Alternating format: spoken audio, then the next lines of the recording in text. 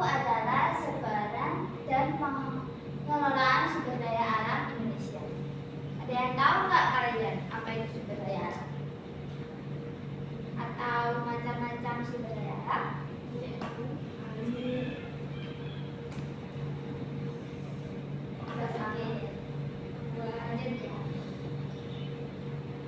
Sumber daya alam itu dibagi menjadi 4, yaitu ada sumber daya alam kehutanan, sumber daya alam pertambangan, sumber daya alam kelautan, dan sumber daya alam pariwisata. Selanjutnya, kita akan membahas dari sumber daya alam kehutanan dulu. Sumber daya alam kehutanan ada hutan tropis, hutan musim, hutan sabana, dan hutan bakau. Yang pertama adalah hutan hujan tropis. Hutan hujan tropis yaitu berciri-ciri mempunyai curah hujan yang tinggi, banyak tumbuhan kanopi, kelembapan yang tinggi, serta sinar matahari yang jarang masuk sampai ke tanah. Hutan hujan ini memiliki peran penting sebagai penyimpanan karbon, penyedia kayu, dan habitat flora dan fauna.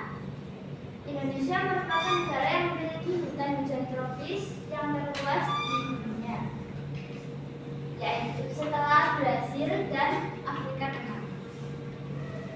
Selanjutnya adalah hutan musim. Hutan musim itu seperti hutan gugur. Di sini hutan musim adalah hutan yang memiliki corak khas ketika pergantian musim. Hutan musim di Indonesia banyak digunakan untuk kepentingan produksi. Ciri utama hutan musim adalah jenis vegetasi sedikit, hanya 1 atau 2. Saat musim hujan, daunnya lebat, namun saat musim panas, daunnya akan rontok, seperti hutan gugur. Contoh tumbuhan yang ada di hutan musim yaitu ada jati, ketapang, dan sengon. Hutan musim ini di Indonesia banyak terdapat di Jawa. Hutan musim menempati urutan kedua dalam hal luas setelah hutan hujan di Indonesia. Selanjutnya adalah hutan sabana. Pasti kalian tahu hutan sabana itu banyak ditempati fauna rusa. Hutan sabana adalah suatu padang rumput yang diselimuti oleh tumbuhan kayu seperti yang bertipe akasia. Hutan sabana ini memiliki luas paling sempit di antara semua jenis hutan di Indonesia. Sebaran hutan sabana ini diantaranya berada di Nusa Tenggara, di Madura, dan Taman Nasional Baluran. Kalian tahu nggak Baluran itu mana? Baluran itu di Banyuwangi. Fauna khas sabana adalah kuda dan beberapa jenis rusa dan burung. Selanjutnya adalah hutan bakau. Pasti kalian juga pernah kan menjumpai hutan bakau? Ya. Hutan bakau ini yang biasanya disebut dengan hutan mangrove merupakan hutan yang cukup unik karena hanya bisa dijumpai di batas daratan dan lautan. Biasanya itu ada di pesisir pantai. Ciri khas mangrove ini memiliki akar yang menggantung.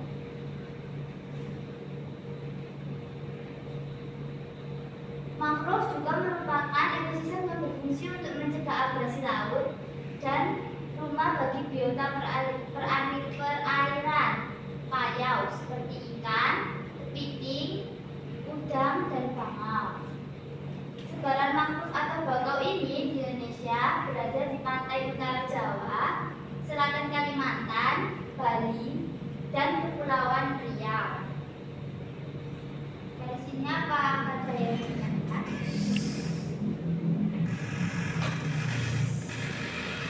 Lanjut.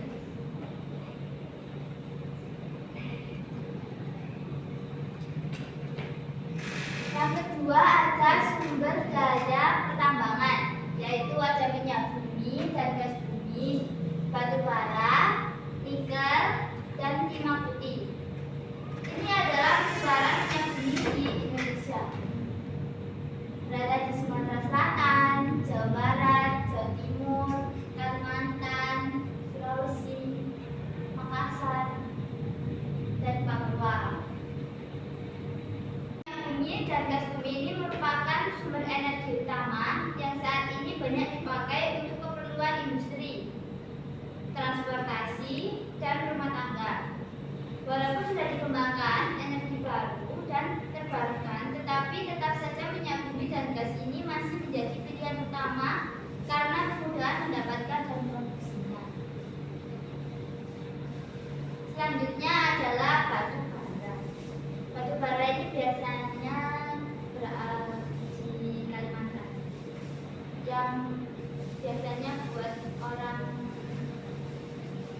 orang yang kerja di sawah itu dan tambang. Batu bara ini digunakan sebagai sumber energi untuk berbagai keperluan. Energi yang dihasilkan batu bara ini dapat digunakan untuk membangkit listrik, untuk keperluan rumah tangga, untuk pembakaran pada industri batu bata atau genteng, semen, batu kapur, biji besi, dan baja. Cadangan batu bara ini di Indonesia merupakan yang ke-6 terbesar di dunia dengan jumlah produksi mencapai 246 juta ton. Batu bara ini dapat dijumpai di sejumlah pulau seperti Kalimantan, Sumatera. Potensi batu bara yang kedua, pulau tersebut yang sangat besar. Selanjutnya adalah nikel. Nikel ini digunakan dalam berbagai aplikasi komersial dan industri, seperti pelindung baja, industri pesawat terbang, industri tekstil, turbin, pembangkit listrik, yang bertenaga gas. Tambang nikel di Indonesia terdapat di Kalimantan Barat, Maluku, Papua, Sulawesi Selatan, Sulawesi Tengah, dan Sulawesi Tenggara. Selanjutnya adalah timah putih. Timah putih ini merupakan logam dasar terkecil yang diproduksi, yaitu kurang dari 300 ton per tahun. Apabila dibandingkan dengan produksi aluminium sebesar 20 juta ton per tahun, timah putih ini merupakan unsur yang langka. Sebagian besar, 80% timah putih di dunia dihasilkan dari jebakan retakan aluvial.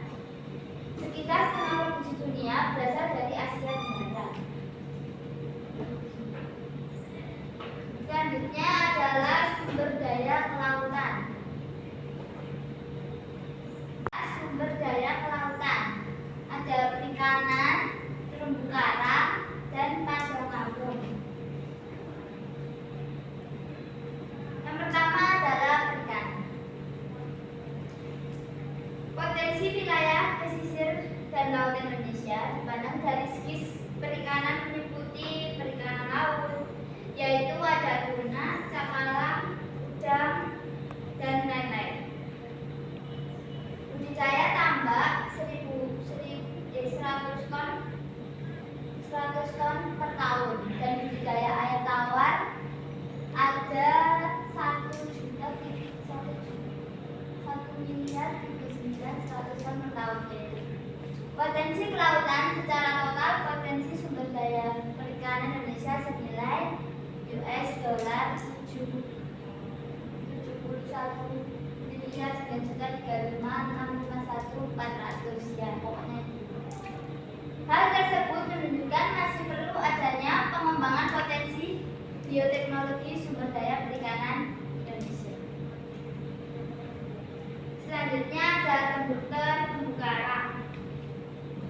Terumbu karang ini adalah batuan sedimen kapur yang berada di laut, yang terbentuk dari kapur yang sebagian besar dihasilkan dari koral. Koral itu adalah binatang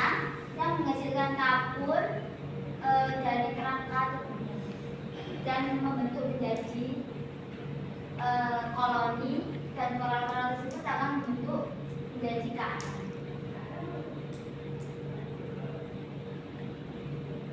Selanjutnya adalah sumber daya pariwisata. Kalian tahu itu gambar apa? Gunung Bromo. Wisata alam. Wisata alam ini adalah bentuk kegiatan dari rekreasi dan pariwisata yang memanfaatkan potensi sumber daya alam, baik alami maupun setelah adanya usaha budidaya. Daya tarik wisata ini berupa keanekaragaman dan keunikan lingkungan alam, baik di wilayah perairan laut, tentang pesisir pantai, tentang laut, kolam air, dan dasar laut, maupun di wilayah daratan, yaitu adalah pegunungan, hutan alam, taman nasional, taman wisata alam, taman hutan raya, sungai, dan danau. Selanjutnya adalah wisata buatan. Wisata buatan ini adalah kegiatan rekreasi dan pariwisata yang memanfaatkan objek wisata yang sangat dipengaruhi oleh upaya dan aktivitas manusia.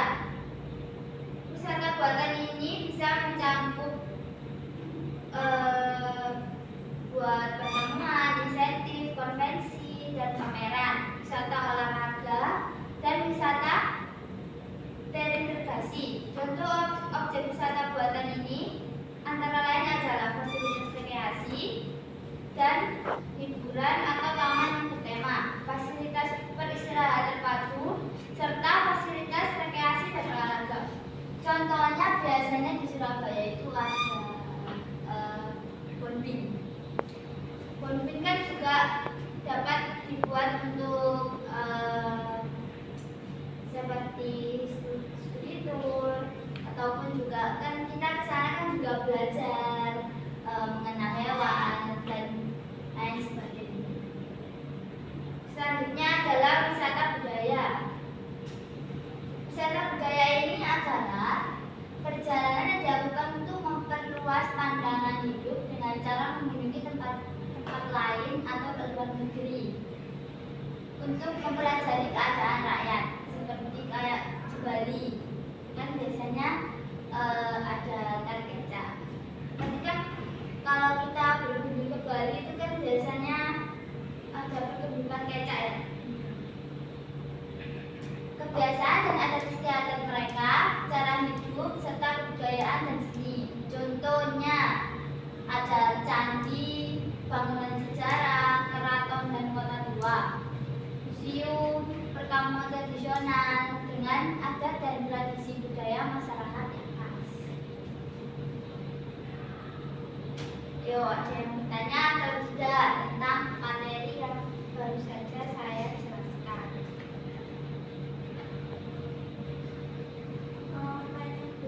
Ya, silakan. Apakah penting melestarikan sumber daya alam Indonesia itu? Mengapa? Apakah penting untuk melestarikan sumber daya alam Indonesia? Melestarikan sumber daya alam Indonesia ini sungguh sangat penting karena untuk memastikan keberlanjutan ekosistem, mendukung kehidupan dan kesejahteraan masyarakat. Jadi sumber daya alam itu harus kita lestarikan, jangan sampai hilang. Seperti kalau kalian nggak ada baju bara, kalian bisa buat masak. Kalau nggak ada minyak, kita masak pakai apa? Selanjutnya,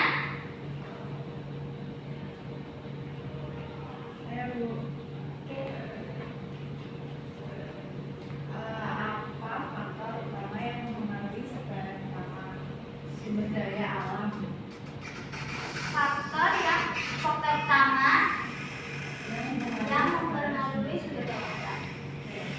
Faktor utama yang mempengaruhi sumber daya alam ada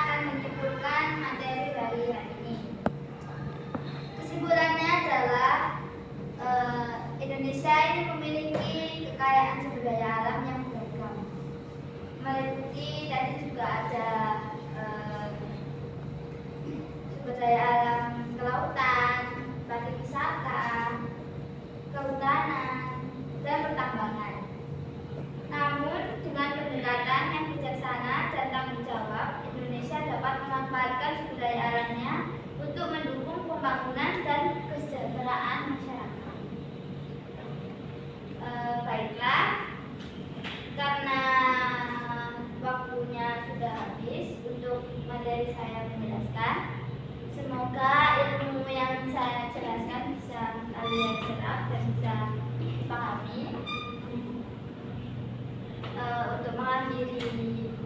Untuk mengakhiri pelajaran pada siang hari ini, mari kita berdoa dengan keagamaan, dengan keyakinan masing-masing.